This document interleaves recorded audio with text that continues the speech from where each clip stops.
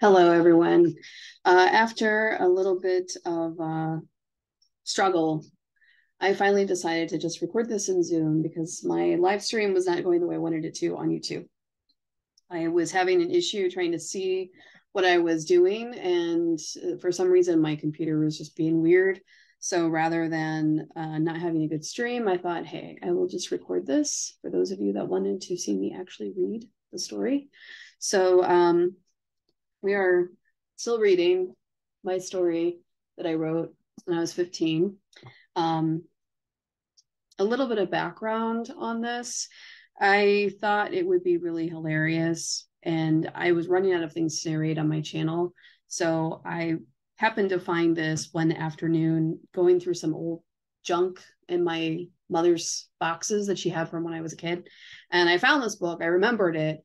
And in my mind, it was way better than it was when I was actually reading it. So I thought, hey, why not? I will just read chapters of this, and everyone, including myself, can get a good laugh at my first Gothic romance novel. So I'm going to continue now with part 3 of By the Call of Midnight. When we last left off, our heroine was knocked out cold, and that was the last thing that she could remember. So here we go. When I awoke to strange surroundings, and the taste of blood was strong in my mouth. And I felt a strong, fierce pain in my head. I sat up immediately, for there, sitting staring at me, were 3 gray wolves. Michael was sitting in a chair next to me, just staring at me. He put a cold, hard, muscular hand on my shoulder. Lie back down. You had a strong blow. What happened? I asked. When I came, I saw you lying on the ground. Your head was bleeding. My wolves led me to you, or else I never would have found you, he said. Why? Why what? Why am I bleeding? Well, you're not now, but you were. Someone hit you over the head, and hard. It scratched the whole side of your face.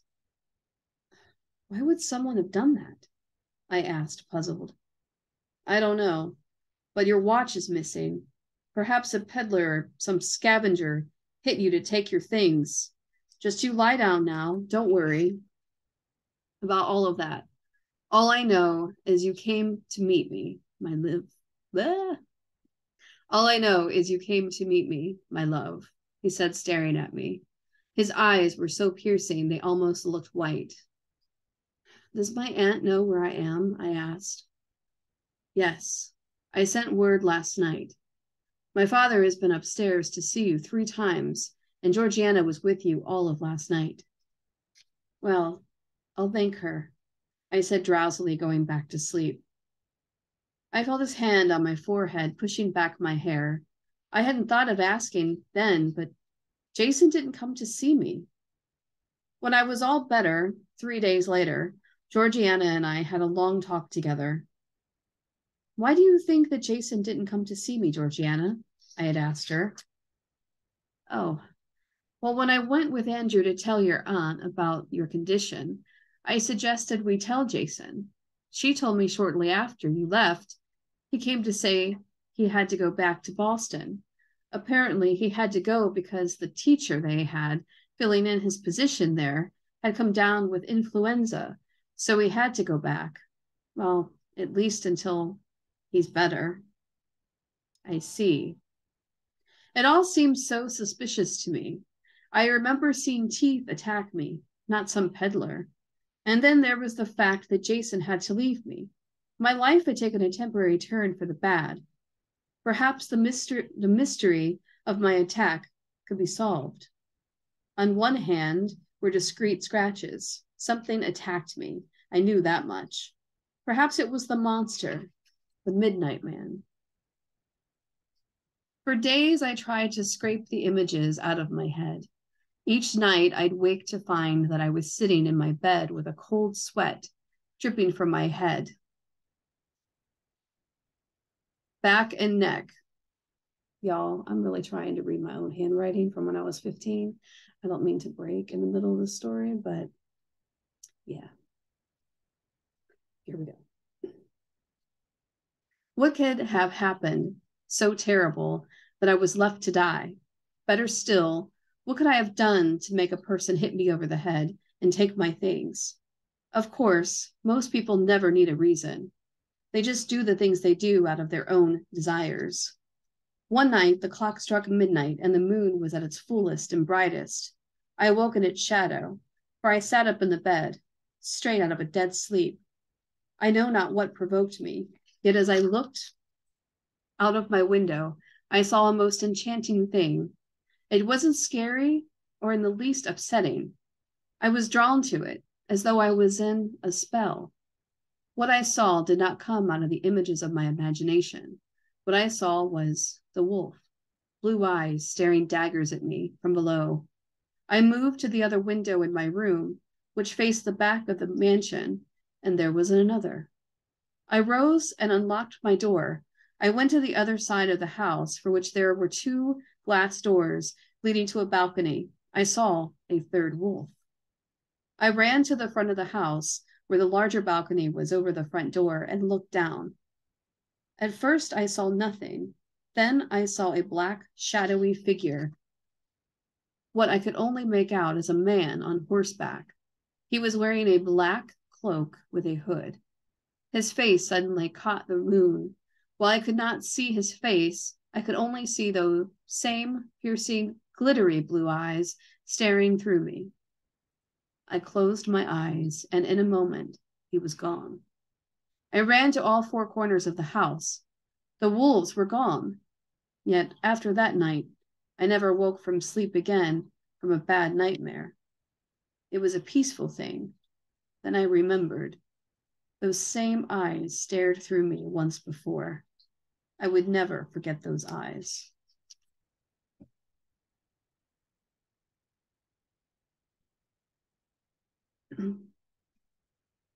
I was still in England with my aunt. I got cards for my family and greetings from all. Even my brothers wrote. Yet none of them said anything about Jason. He was in Boston, and my family didn't even ask about our engagement. I thought for sure he'd speak to my father. I hadn't told them just because I wanted Jason to get my father's condolences. It should have been congratulations. Obviously, my grammar has improved since then. I even had a notion of hoping he'd fooled my marriage that way. I could make an excuse to release my engagement, at least until I knew for sure that I loved him. I did only when Michael wasn't in the picture. For Christmas, I sent cards back to my family and thanked them for their holiday greetings. My aunt and I had a lovely Christmas. We spent our Christmas Eve at the Bellhurst. Georgiana was there with little Gloria. Andrew was all fun and games, a lot like a child. Michael wasn't there. He had to me, disappeared again. Another thought crossed my mind. Jason hadn't even sent word. For 4 weeks, he was gone now. I was at a complete loss until New Year's Eve. One afternoon, just 3 days before the clock would strike midnight in the new year, 1878, would be a reality, I was cleaning china set of hound dogs and cats, a gift I had gotten for my aunt for Christmas. I had just set them in the glass case in the sitting room when I looked outside. Coming up the drive was Mr. Bellhurst's driver. I couldn't think of who it could be. All thoughts slipped out of my head. I saw Mr. Bellhurst's butler, Dawson. He had an envelope with him. I immediately went to the hall. Maria Elena had already opened the door. She shut it quickly and muttered something in Spanish, then turned to me. Senorita, here is a letter from Senor Bellhurst. He wants a reply pronto. I took the letter from her and went to my bedroom.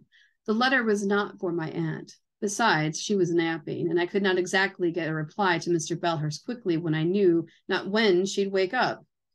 Once in my room, I plopped down on my bed and opened the envelope. It was from Henry Bellhurst. I knew immediately, because it resembled his handwriting, from the invitation he had given my Aunt Lacey and I to his New Year's Eve ball, and then the invitation in which I had my first encounter with Michael. As I read it, I knew this letter was different. It was forceful and demanding. and I was alarmed at what I read. Dear Audrey, there are certain matters I want to discuss with you on account of my son, Michael. I'll send my drivers over at 4 p.m. sharp. I'd like you to come here so that I may see you and speak with you. I'll see you at 4. Henry Belhurst. I was shocked. He was demanding me to see him? What on earth could he possibly want to speak to me about? Especially about Michael. I admit he excited me, as no other man did, yet in reality I did not know him. His moods triggered different people in him. All that I knew was that he liked me a lot, and he had 3 pet wolves, nothing more. At 4 o'clock, I was ready to do battle with Mr. Belhurst, if that's what he wanted. I was not afraid, yet as kind as Henry Belhurst seemed, he had a side to him which I only discovered by listening to the servants in my aunt's home talk about a young woman he had invited to his office while he was still married and his wife alive. The next morning, a doctor was there, and that day she was pronounced dead, strangled. I believed it was servants talking, nothing more. If there was a young girl he was seeing, I'm sure there was an explanation. There always was. When I reached the Belhurst home, my apprehension grew as I walked in. One of the servants took my coat and hat. The butler Dawson led me to Mr. Belhurst's office. Once inside, I saw many pictures on the wall of Michael and Andrew, painted portraits of their years growing up. Still, those eyes glared through me through the walls.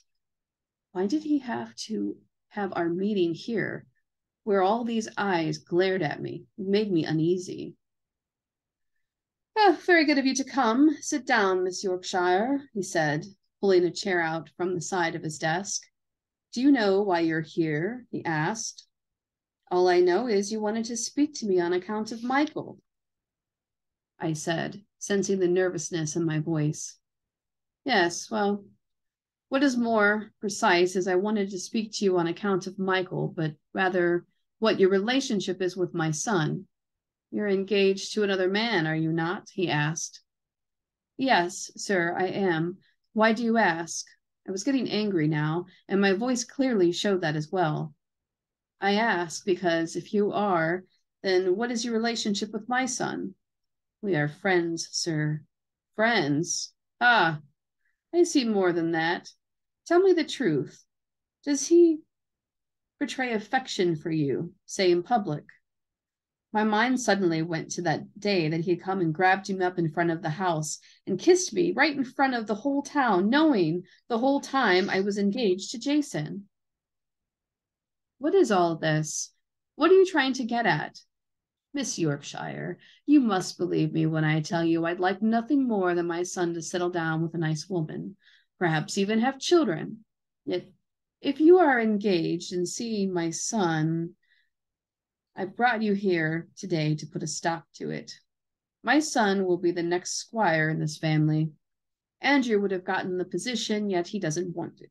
So I'm trying to keep my son from any type of scandal. You will promise me that you will not see my son again. And if I don't, I won't have to worry about that. You're an understanding girl. I once thought the prospects of you and him settling down were good, yet now you are engaged to another man. It isn't fitting for you to have relationships with other men. I wanted to scream. What about the girl you once brought here? Wasn't that an unfit relationship? I was not yet married, and someone was telling me I no longer had a life outside of my husband. I can assure you, your son and I are only friends. You or anyone else doesn't have to tell me about how engaged ladies should act. Well, thank you. Continue being friends with my son, but you'll keep your distance. Will you promise me that? I don't have to a second time. Yet, if you want me to keep that promise, you might ask your son to keep away from me. Good day, sir. Yes, good day. I'll see you in the days coming up to the New Year's Eve ball. Sorry, I will see you in a few days for for the New Year's Eve ball. Hope this matter won't keep you and your aunt from coming. I'll see. With that, I left. Michael would never listen or believe me when I told him that we could not see one another. He'd laugh in my face and call us both old fools. The same afternoon, I received a telegram. It was from Jason. He was coming home from Boston for New Year's Eve. I learned from my aunt that I had decided to go to the ball. It's been ages since these feet have been dancing. She laughed giddily. I've always loved masked balls. Masked? Yes. All Belhurst balls are masked balls. I thought for sure you'd have known that by now. Afraid not. Now I'll have to think of something to wear. Oh, I have a green dress I wore. It's still lovely as the first day it was bought for me from my father. It has a mask of green stones, she said, thinking back. Would you like to show it? Would you like me to show it to you? Yes, that sounds lovely. She led me to the back of the house. There was a closet I had not noticed. It was very small. Once inside, she pulled a string down, and down came the stairs. Oh, she pulled a string down, and down came the stairs. Once again, I'm trying to read my own writing from when I was 15.